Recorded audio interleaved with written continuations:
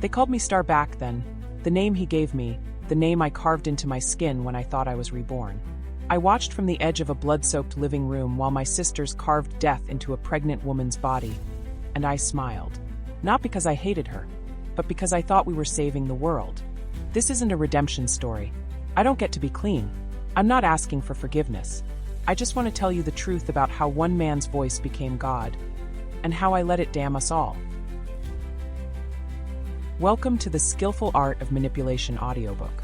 If you haven't already, we invite you to follow us on your favorite podcast platform, so you never miss a story. Today we're honored to bring you The Infamous Family of Crime. Get ready to immerse yourself in a powerful mind-blowing manipulation thriller that will leave you on the edge of your seat. Because here, our mission is to keep you coming back for more. So without further ado, let's dive into this thrilling narrative together. Chapter 1. He looked straight through me.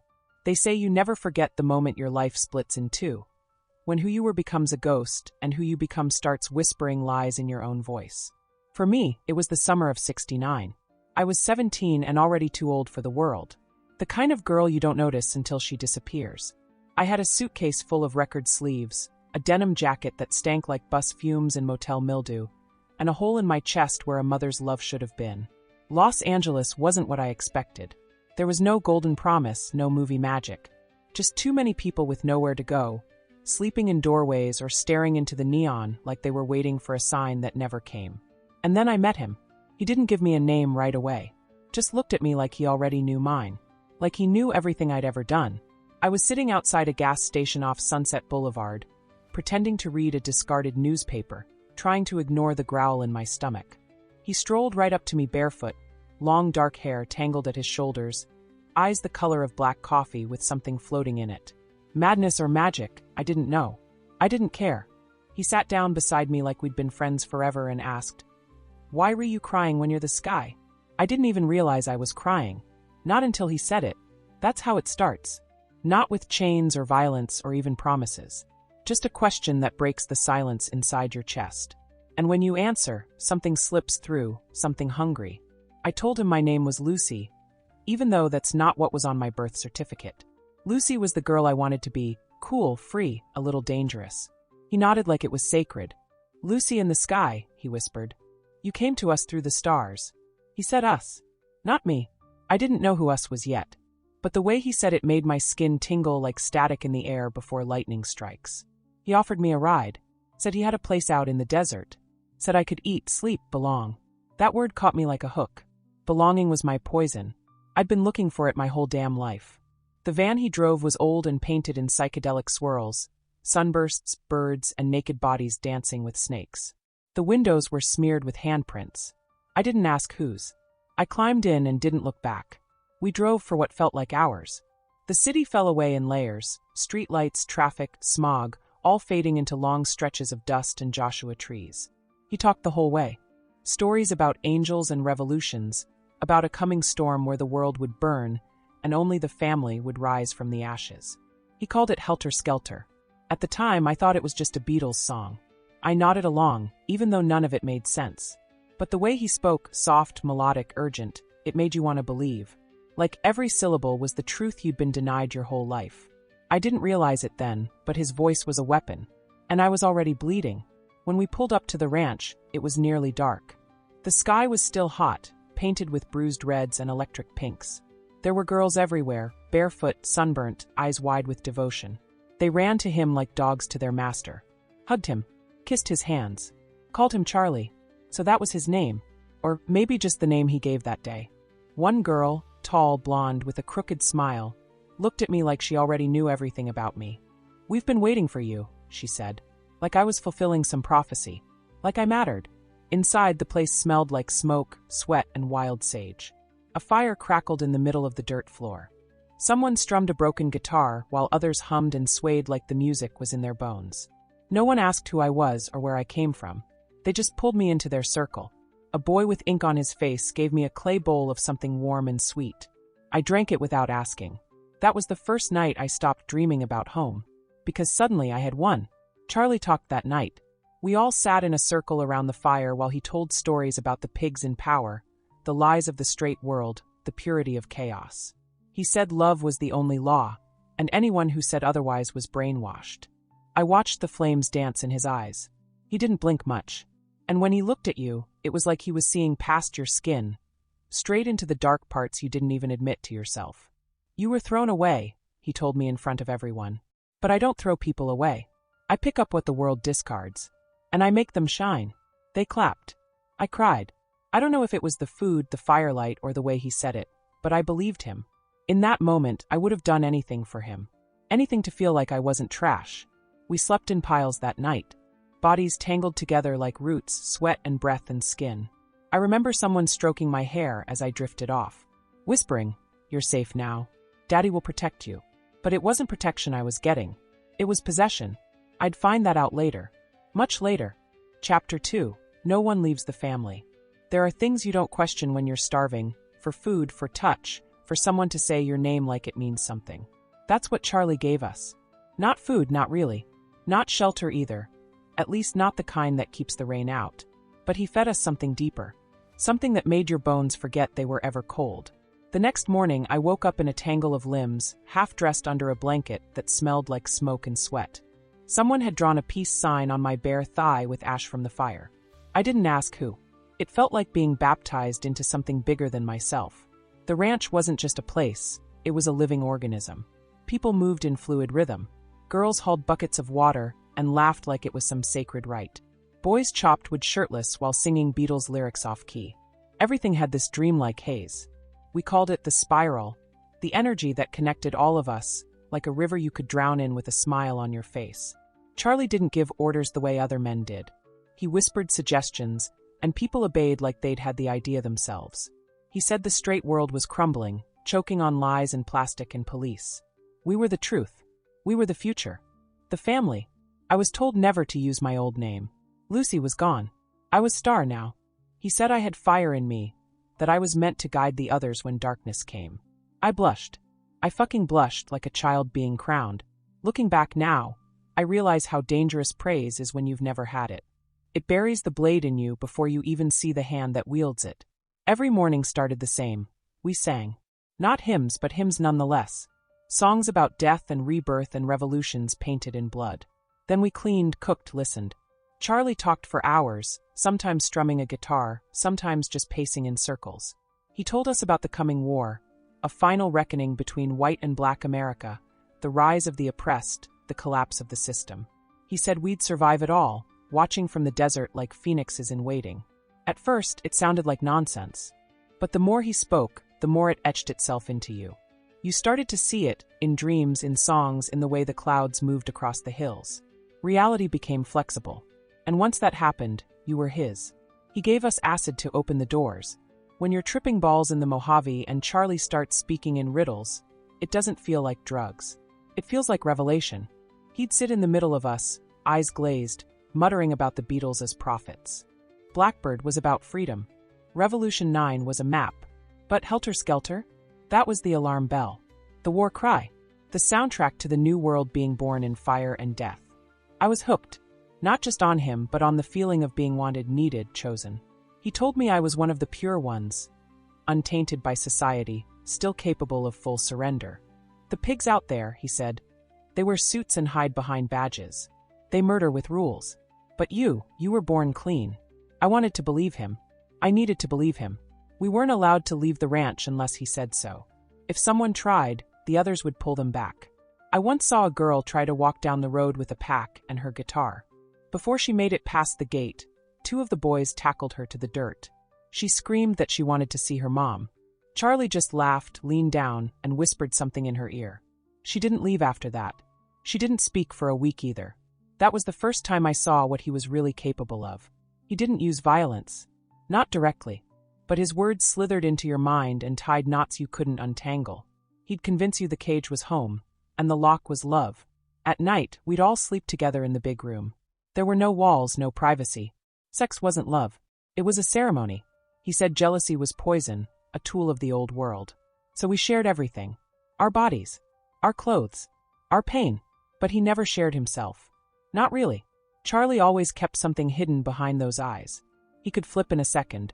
1 minute he'd be singing lullabies into your neck. The next he'd be yelling that we weren't listening, that we were failing him. And when he was angry, everyone bled. One night, I caught a fever. Delirious, shaking, hallucinating shadows on the ceiling. I asked for medicine. They gave me a prayer circle instead. Charlie sat by my head and told me the pain was my rebirth. "You're shedding the sickness of the world," he said, brushing sweat from my lips. "Don't run from it. Let it burn." I wanted to scream, but I didn't. I smiled. I thanked him, because that's what love looked like in the family. And still, I wanted to be his favorite. That's what kept us there, you know. Not the threats. Not even the fear. It was him. His presence. The way he could make you feel like you were the only soul on earth that mattered. Until he didn't. Until he turned that gaze on someone else. Then you'd do anything, to get it back. He'd pit us against each other sometimes. Whisper in one ear that the others were doubting, were disloyal. That he trusted you to keep the spiral pure. And then he'd do the same to someone else. It bred paranoia wrapped in loyalty. We smiled while watching each other for cracks. And the thing is, we thought we were free. We weren't prisoners. We could leave whenever we wanted. Except we couldn't. Because when you leave the family, there's nothing left to go back to. You stop knowing where the world begins and Charlie ends. You stop seeing your own reflection. Just a girl in borrowed skin, speaking borrowed words, loving borrowed truths. By the time I realized that, it was already too late. Chapter 3. The Book of Helter Skelter. You can only hear a lie so many times before it becomes your truth. For us, truth was a man with sunburned skin and a stare like a loaded gun. Charlie didn't scream his gospel. He sang it, whispered it, bled it into the cracked wood of the ranch walls until we started repeating it like scripture. Until we heard it in our dreams. And the holiest book we read from? A fucking Beatles record. The White Album.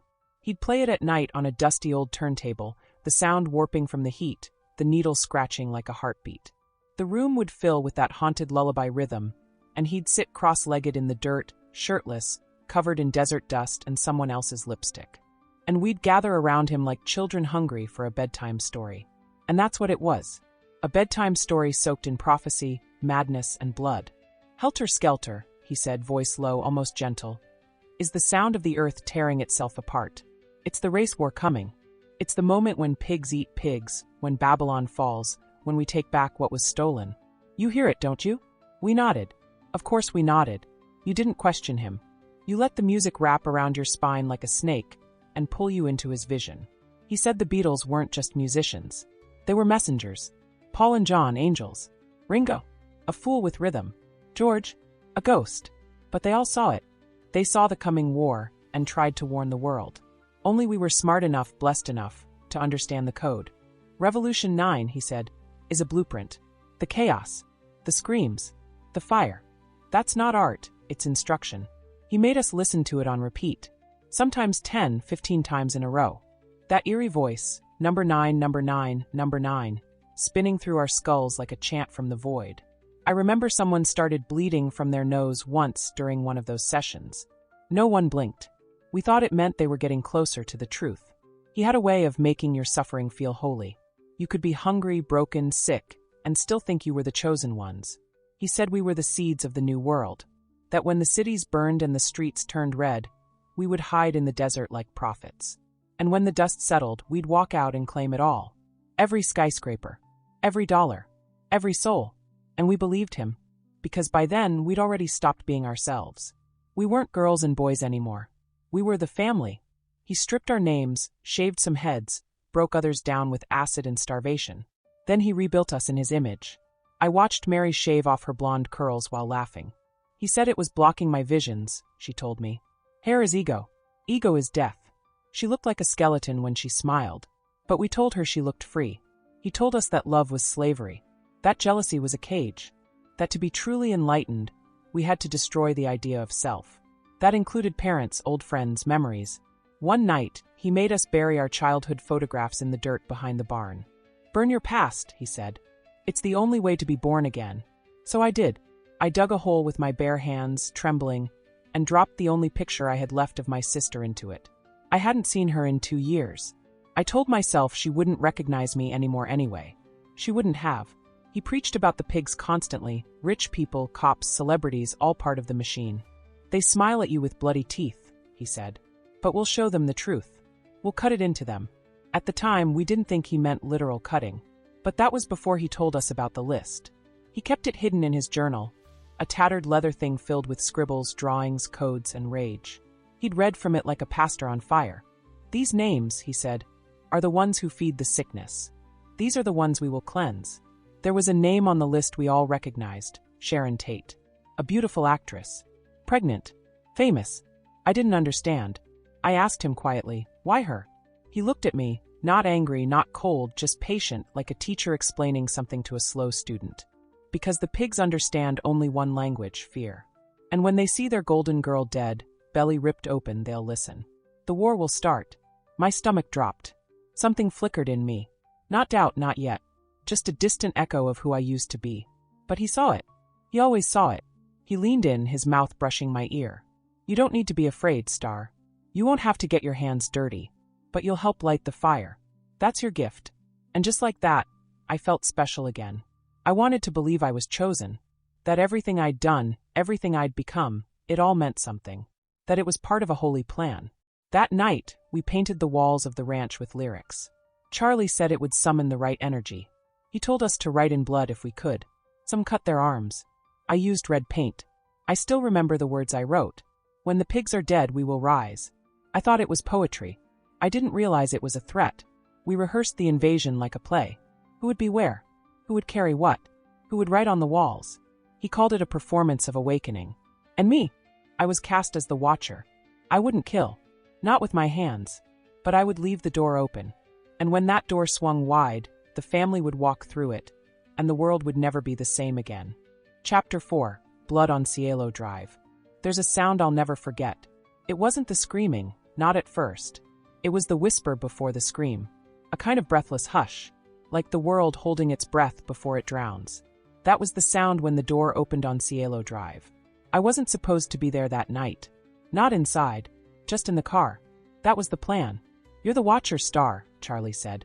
"You keep the spiral steady. You anchor the energy while the others carry the weight."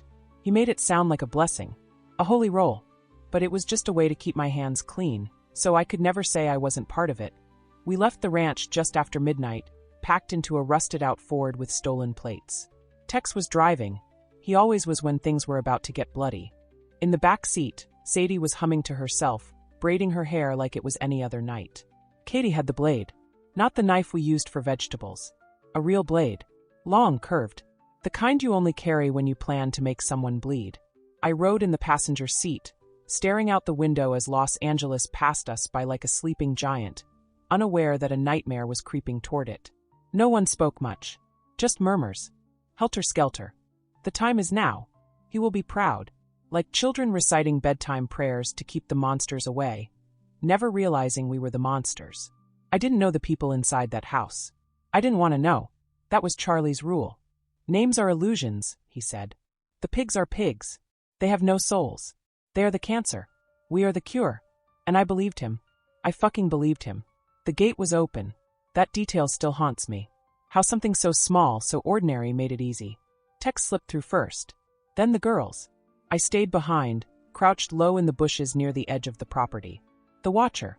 The lookout. The coward. I thought I'd feel power. Righteousness. I thought the stars would shift, and the sky would crack open, and angels would sing because we were changing the world. But the only thing I felt was bile rising in my throat. And then the night exploded. First, a scream. Not loud. Just sharp. Like glass shattering in someone's mouth.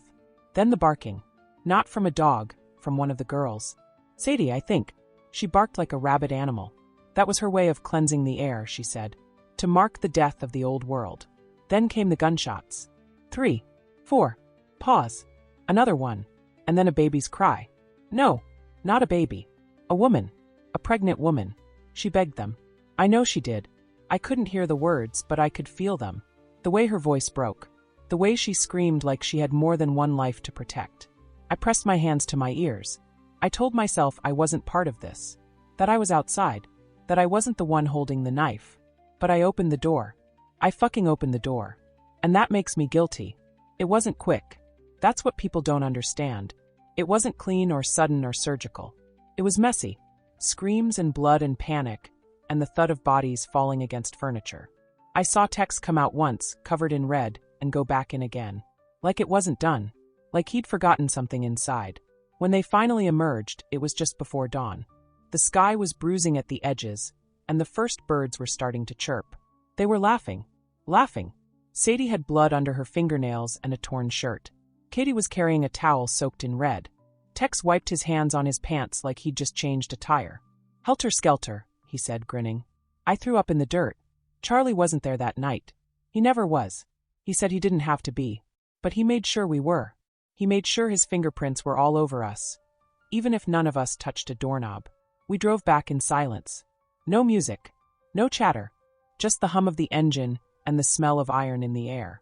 I kept looking at the blood on Katie's hands. I wanted to ask whose it was.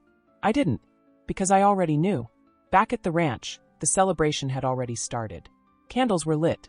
The fire was burning high. Someone was chanting. Someone else was dancing naked in the dust. Charlie was waiting for us, sitting on his throne made of hay bales and old blankets, smiling like a prophet who'd just seen a vision fulfilled.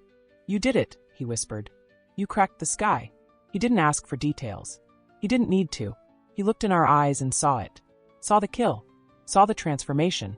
He walked up to each of us and kissed our foreheads. When he got to me, he paused. His hands cupped my face. "You didn't kill," he said softly. "But you opened the way. That's power, Star. That's purity." I wanted to scream. Instead, I nodded. Because that's what you do when God tells you you're holy. Even when you're not. Even when your hands are stained with invisible blood. I didn't sleep for 3 days after that. Every time I closed my eyes, I saw her. The woman. Sharon. I found out her name later. I saw her belly. I saw the terror in her face. I saw the blood on the walls. They wrote messages. Pig. Death to pigs. Helter-skelter. In her blood. Charlie said it would be a sign. A wake-up call. He said the pigs would panic. That the war would start any day now. But the war never came. The world didn't fall apart. It just kept turning. And we started to unravel. Chapter 5, Trial by Fire, Trial by Love. They took us away in chains. Not all at once. Not in some dramatic standoff. It happened in pieces. Quiet knocks. Midnight raids. A whispered name on a police scanner. One by one, the family was picked off like weeds in a garden the world had finally noticed was overgrown with rot. When they came for me, I was alone in the barn, humming to myself. I'd been drawing spirals in the dirt, over and over, until the skin on my fingers split and bled. I don't know how long I'd been doing it. Days blurred at the ranch after the blood on Cielo Drive. We were waiting for the world to fall. Instead, it found us first. The cuffs were cold. Not metaphorically. I mean physically cold. Steel on bare wrists. Final. They read me my rights. I didn't listen. I was listening to Charlie's voice in my head. They'll come for us, but they can't stop the spiral. The spiral is eternal. But handcuffs feel pretty damn final when they snap around your bones. Jail was quieter than I expected. The first few days I didn't speak. Not to the guards. Not to my cellmate. Not even to myself. I just sat on the cot and tried to hold the spiral together in my mind. I was afraid if I forgot how it turned, counterclockwise, always counterclockwise, I'd lose Charlie forever. But he was still with us. Even from behind bars. We heard about the trial from a guard. "It's gonna be a circus," he muttered one morning, sliding my tray through the slot.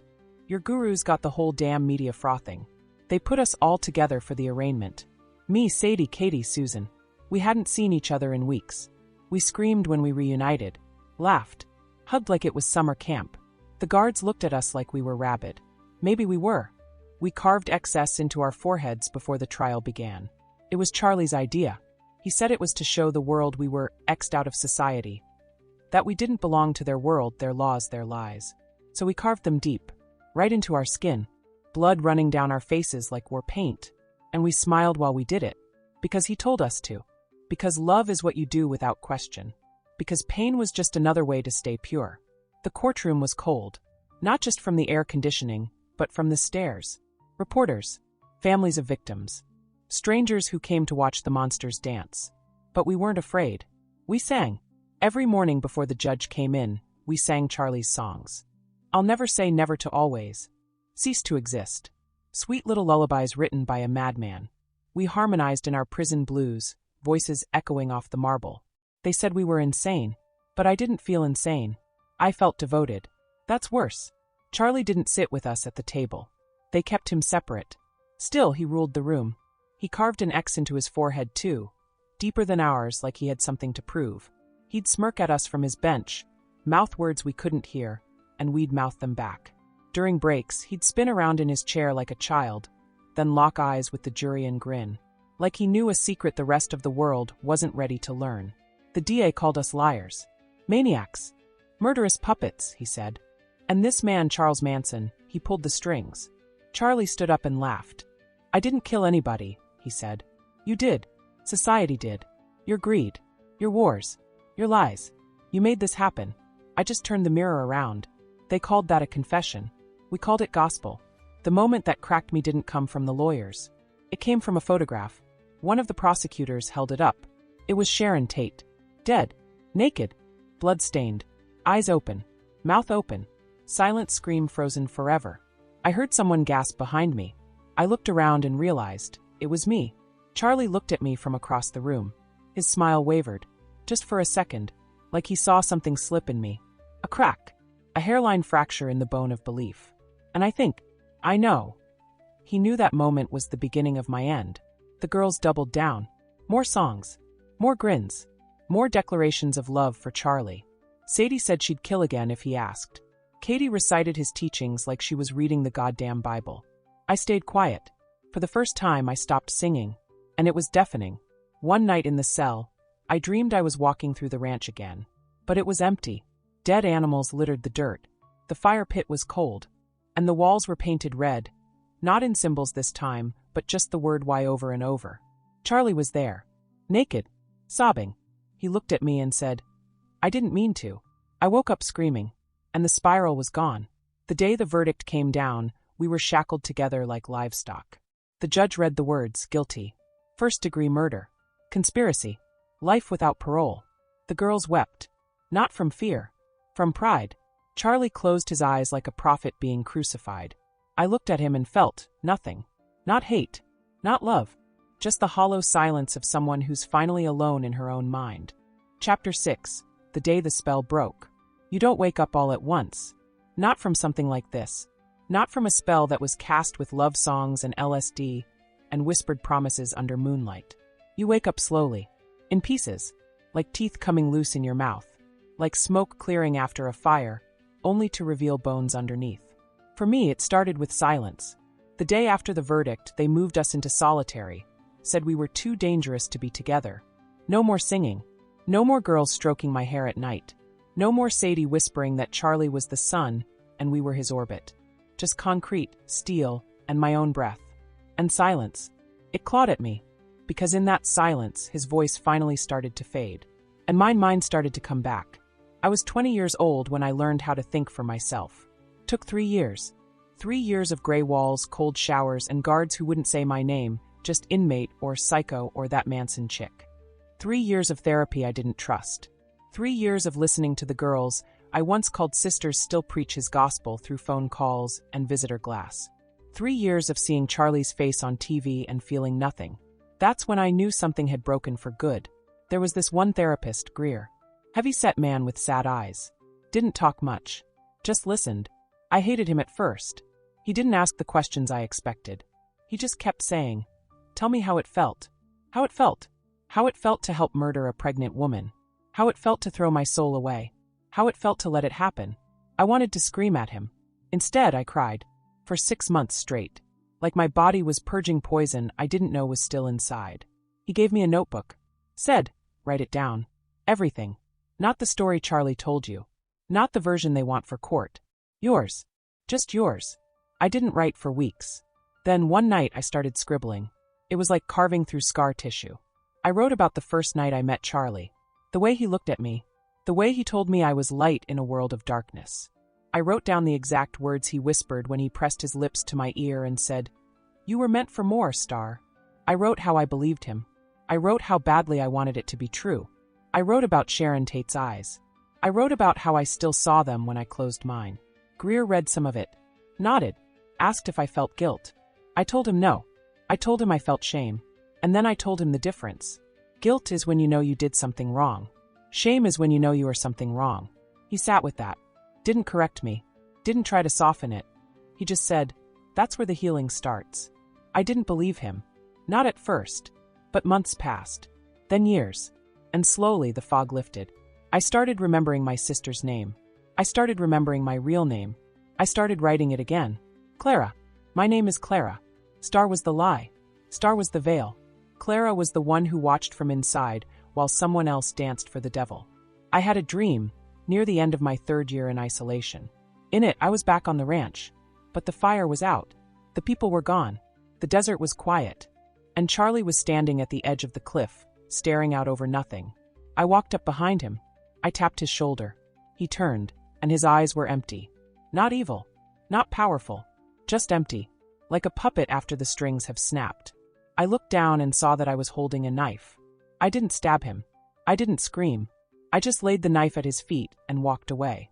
I woke up crying. But it wasn't fear. It wasn't guilt. It was release. A year later, they took me off suicide watch. Another year after that, I spoke to a reporter. First time I told my story in full. Not Charlie's version. Not the courtroom version. Mine. She asked if I still loved him. I said, I loved what he made me feel. Not who he was. She asked if I forgave myself. I said, no. But I'm learning how to live with myself. That was the truth. And that was the first time I said it out loud. The spell didn't break all at once. It broke in pieces.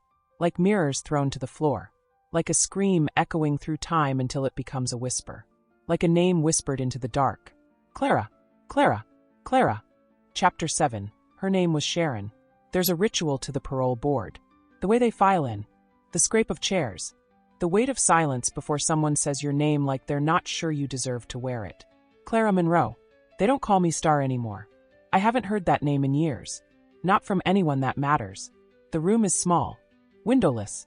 Lit like an interrogation. 3 people sit behind a long table. Papers spread out like the bones of a dead life. My life. To their left, a state-appointed victim liaison. To their right, a man in a brown suit who won't meet my eyes. He's Sharon's nephew. The only surviving family member who agreed to attend. He doesn't speak. He doesn't have to. His silence is a sentence on its own. It's been 43 years since the murders. I've spent more of my life in prison than I ever did on the outside. I came in a girl. I sit before them now, a woman with gray at her temples, hands that shake, a voice I've spent decades trying to reclaim. And today I'm expected to use it. The chair creaks as I lean forward. There's no script. No lawyer to hide behind. No prepared statement scrawled in ink by someone with a degree and a hope of a headline. It's just me. And the ghosts. So I begin. I'm not here to ask for forgiveness, I say. My voice is dry. Even now, part of me wants to run. But there's nowhere left to go. I'm here to speak the truth. Finally. Out loud. One of the board members glances up. She's in her 60s, glasses low on her nose. She's heard this kind of thing before. She probably expects another apology crafted in therapy, polished in rehearsals, dulled by time. I won't give her that. I give her the wound. I helped murder a woman I never met. I didn't swing the knife, but I helped open the door. I believed a man who said he could see the future. A man who said the world would burn and we'd be its saviors. I pause. No one speaks. Good. They need to sit in it. I was 17. Broken. Lonely. And desperate to belong. But those aren't excuses. They're just context. What I did was monstrous. I glance at the nephew. His jaw is tight. His fingers twitch. I keep going anyway. Sharon Tate was 26 years old. She was pregnant. She begged for her life. For her baby's life. And we didn't listen. I didn't listen. I turned my back. I told myself I wasn't the one with the knife, so I wasn't guilty. I swallow. Hard. She died in fear. And that fear was her last moment. That's what we took from her. Not just her life, but the possibility of peace. I look the board members in the eye. I say her name every night before I sleep. Not as a prayer. As a reminder. Her name was Sharon. The silence thickens. And then the woman with the glasses asks what they always ask. Do you believe you've been rehabilitated? I stare at my hands. Think of the years in the cell. The notebooks filled with guilt.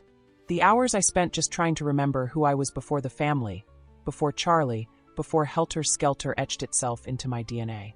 I think about the girls who still call themselves his children. The girls who still sing his songs in their sleep. And I say, no, a beat. Then. But I believe I'm awake now. And I believe that matters. They thank me. Dismiss me. I walk out. The door closes behind me with a heavy metallic thud. I don't cry. I just breathe. That night, I sit on my bunk in the dark and whisper her name again. Not like a mantra, not like a curse. Just the way you say a name when it matters more than your own. Sharon. If they grant me parole, I'll leave these walls for the first time in over 4 decades. I'll have nowhere to go. No family waiting. No headlines to chase. Just the bones of a life that was almost mine. If they deny me, I'll stay here. Grow older. Quieter. But I'll still speak her name. Because that's what I owe. That's the only thing I can give. There's no ending to this story that brings peace. No ribbon to tie around the horror. But maybe there can be truth. Maybe truth is its own kind of justice. Maybe that's what it means to live with what you've done. To never let yourself forget it. To never stop whispering the name of the woman whose life you helped take.